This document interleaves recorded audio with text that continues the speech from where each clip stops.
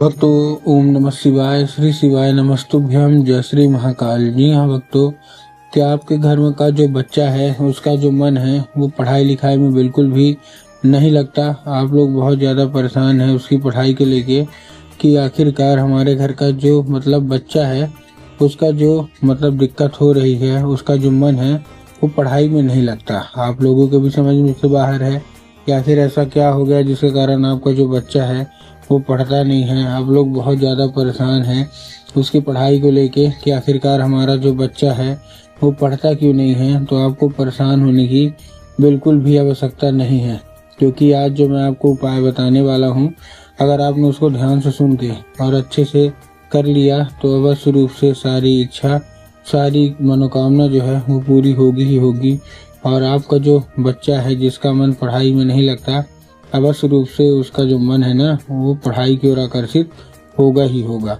क्या करना है, कैसे करना है, आपको एक एक चीज़ बताने वाला हूँ, अच्छे तरीके से आपको समझाने वाला हूँ। तो बस उपाय ध्यान से सुन के अच्छे से करिएगा ज़रूर। और अगर आपने आज का ये उपाय ध्यान से सुन के और अच्छे से किया तो अवश्य रूप से आपका जो बच्चा है पढ़ाई की ओर आकर्षित होगा ही होगा। देखिए, आपको भी पता है कि पूज्य गुरुदेव की जो कथा होती है उसमें लाखों की भीड़ आती है। कैसे भीड़ आती है? लाखों की भीड़ आती है। और जब गुरुदेव की कथा में लाखों की भीड़ आती है तो वहाँ ज़्यादातर जो भक्त होते हैं वो क्या करते हैं, पत्र के द्वारा अपनी इच्छा और अपनी मनोकामना जो होती है वो गुरुदेव तक पहुँचाते हैं। तो अभी गुरुदेव की कथा चल रही थी, आज से 4 से 5 महीना पहले की बात है। गुरुदेव की क्या है, कथा चल रही थी और गुरुदेव की कथा में लाखों की भीड़ आई। अब जब गुरुदेव की कथा में लाखों की भीड़ आई तो वहाँ ज़्यादातर जो भक्त थे उन्होंने क्या किया, पत्र के द्वारा अपनी इच्छा, अपनी मनोकामना जो थी ना वो गुरुदेव तक पहुँचाई। अब जैसे ही गुरुदेव के पास पत्र पहुँचा और गुरुदेव ने पत्र पढ़ा तो वहाँ गुरुदेव ने देखा कि ज़्यादातर जो भक्त हैं उनकी क्या है, केवल एक ही इच्छा और एक ही मनोकामना है। क्या कि गुरुदेव, हमारा जो बच्चा है ना उसका जो मन है वो पढ़ाई लिखाई में बिल्कुल भी नहीं लगता। हम लोग बहुत ज़्यादा परेशान हैं उसकी पढ़ाई को लेके कि आखिरकार हमारा जो बच्चा है उसका जो मन है वो पढ़ाई की ओर क्यों नहीं लग रहा।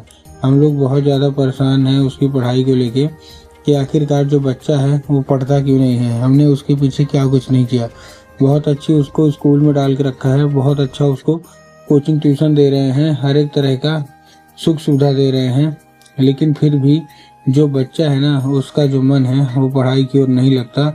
तो आप लोगों को परेशान होने की आवश्यकता नहीं है, क्योंकि आप आज की इस वीडियो में हर एक वो चीज़ बताने वाला हूँ जिसको अगर आपने किया तो अवश्य रूप से सारी इच्छा, सारी जो मनोकामना है ना वो पूरी होगी।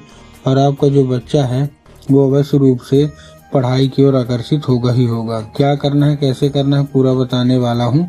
उपाय ध्यान से सुन के अच्छे से करिएगा जरूर, ठीक। देखिए, लेकिन उसके पहले चैनल पे अगर पहली बार आए हैं और आवाज़ मेरी पहली बार सुन रहे हैं तो वीडियो कर दें लाइक और चैनल को भी कर लें सब्सक्राइब, ताकि पूजनीय पंडित प्रदीप जी मिश्रा के रोज नए नए उपाय सबसे पहले मैं आपको प्राप्त करा सकूँ, ठीक। तो देखिए, जो हमारा सबसे पहला उपाय है, इस उपाय में आपको 3 काली तिल लेना है। और 3 काली तिल के साथ साथ आपको क्या चाहिए, 3 काली तिल के साथ साथ आपको चाहिए 1 धतूरा। देखिए, सबसे पहले तो काली तिल और काली मिर्च में ना बहुत सारे लोग कंफ्यूज होते हैं कि काली तिल क्या है, काली मिर्च क्या है, हमको थोड़ा साफ साफ बताओ। तब गुरुदेव ने साफ साफ बताया है कि आपको लेना क्या है, केवल काली तिल ही लेना है, ठीक। ले लिया काली तिल। काली तिल के साथ साथ आपको करना क्या है, काली तिल लिया, साथ में 1 धतूरा लिया और ये लेके आपको कहाँ पहुंच जाना है, कहाँ, सीधा शिव मंदिर। अब जैसे ही आपका जो बच्चा है, ये उपाय जो है ना किससे कराना है, बच्चे से ही करवाना है, ठीक। बच्चे से करवा दिया। अब बच्चे से करवाने के बाद आपको करना क्या है, जैसे ही आपको बच्चा करेगा, बच्चे से करवाने के बाद उसको सबसे पहले बोलिएगा कि दक्षिण दिशा में खड़ा हो जाए और उत्तर की ओर अपना चेहरा कर ले। अब देखिए, दक्षिण और उत्तर में ना बहुत सारे लोग कंफ्यूज होते हैं कि दक्षिण क्या है, उत्तर क्या है, हमको थोड़ा साफ साफ बताओ। तब गुरुदेव ने साफ साफ बताया है कि आप जिस भी शिव मंदिर जा रहे हैं उस शिव मंदिर का जिधर साइड जलाधारी होगा आपको अपना चेहरा उधर साइड करके खड़े हो जाना है, ठीक। खड़े हो गए। खड़े होने के बाद आपको क्या करना है, एक नाम लेके, कौन सा, महादेव का बहुत ही सुंदर सा नाम है, श्रम्भेश्वर महादेव। तो आपको करना क्या है, आपको श्रम्भेश्वर महादेव का नाम लेके और उन्हीं का स्मरण करके आपको क्या करना है, चुपचाप जो है वो अर्पित कर देना है बस। पूज्य गुरुदेव कहते हैं कि अगर आपने इतना ही कर लिया तो अवश्य रूप से सारी की सारी इच्छा, सारी की सारी जो मनोकामना है वो पूरी होगी ही होगी और आपका जो बच्चा है वो पढ़ाई की ओर आकर्षित होगा ही होगा। ठीक, ये था हमारा कौन सा, ये था हमारा पहला उपाय। अब हम चलते हैं अपने दूसरे उपाय की ओर। अब देखिए जो हमारा दूसरा उपाय है, इस उपाय में आपको करना क्या है। ठीक, इस उपाय में आपको सबसे पहले लेना क्या है, केवल और केवल जितने भी माताएं हैं आपको एक लाल फूल चाहिए। ठीक, लाल फूल ले लिया। लाल फूल लेने के बाद आपको सबसे पहले क्या चाहिए, जैसे ही आपने लाल फूल लिया, लाल फूल लेने के बाद आपके घर में माता सरस्वती की फोटो या मूर्ति होना अति अनिवार्य है। अगर आपके घर में माता सरस्वती की फोटो या मूर्ति है तब तो अच्छी बात है, लेकिन अगर आपके घर में माता सरस्वती की फोटो या मूर्ति नहीं है तो आपको बाजार जाना है, माता सरस्वती की फोटो या मूर्ति लाना है और घर में उनको स्थान दे देना है। ठीक, दे दिया स्थान देने के बाद आपको करना क्या है, शाम के वक्त में जब भी आपके घर में पूजा पाठ होती है, ठीक, तो आपको क्या करना है, वो जो लाल फूल है वो क्या करवा देना है, अर्पित करवाना है लाल फूल। और लाल फूल अर्पित करवाने के बाद आपको उसको औषधि के रूप में मांगना है कि कृपया करके हमको इसको औषधि के रूप में प्रदान करिए। अब क्या होगा, अब ये औषधि का रूप ले लेगा। अब आपको करना क्या है, उसी रात जब आपका बच्चा अच्छे तरीके से खाना पीना खा के सो जाए तो आपको लाल फूल उठाना है और अपने बच्चे के माथे पे 2 से 3 बार आपको क्या कर देना है, फेर देना है। पूज्य गुरुदेव कहते हैं कि अगर आपके बच्चे ने इतना ही कर लिया तो अवश्य रूप से सारी इच्छा, सारी जो मनोकामना है वो पूरी होगी ही होगी और आपका जो बच्चा है वो पढ़ाई की ओर आकर्षित होगा ही होगा। ठीक, ये था हमारा कौन सा, ये था हमारा दूसरा उपाय।